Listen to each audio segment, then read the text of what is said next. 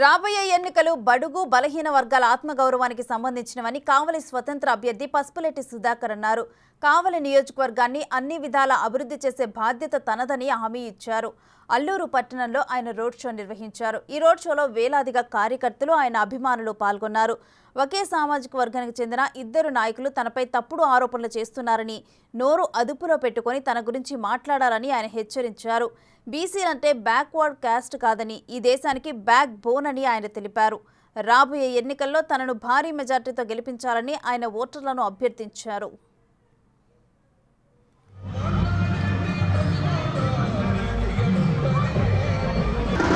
రాజకీయ వర్గాలు అంటే వాళ్ళ గురించి చెప్పాలంటే కొంచెం ఇదిగా ఉంటుంది కాబట్టి కొంచెం టైం తీసుకొనినా ఈ రెడ్డి రాజకీయం అనేది ఇక్కడ ఇసుకెత్తిపోయారు జనాలు కూడా, ప్రజలందరూ కూడా.